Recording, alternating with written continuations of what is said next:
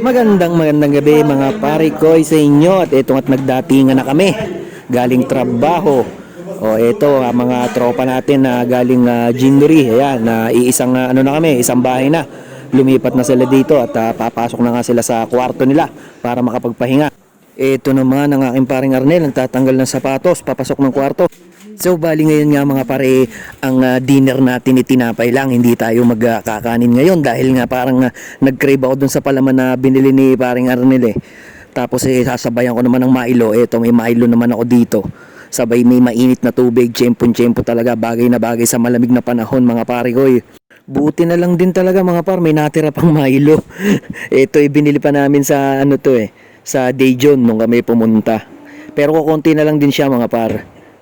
Kasi ito nga mga parang ating pagkain, no? Ayan, tinapay, Milo, tsaka ito yung masarap na palaman na sinasabi ko. Bali, bread and butter muna ako ngayon mga pare ko, yo. Yan, sarap niyan. So ito nga, maubos ko ba naman tong tinapay na to sa dami nito mga par. Pero hindi, alam naman, hindi natin kayang ubusin to. Mga 3-4 lang siguro ako dito mga par. Bali, inalok ko nga si Chad eh, kaso kumain na siya. Bali, ano nangyayari kasi mga pare, diretso na siya sa, sa kusina para kumain. Eh, ako diretso dito sa taas dahil ako nga ay nilalamig. Kumain na siya bago umakyat dito.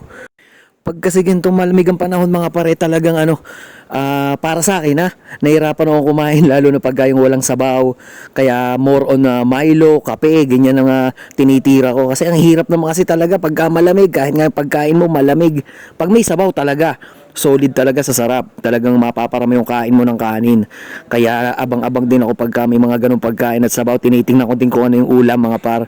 So dyan nga muna kayo mga par, at i-enjoyin ko lang tong pagkain na to dahil talagang nagutom ako. God bless mga par.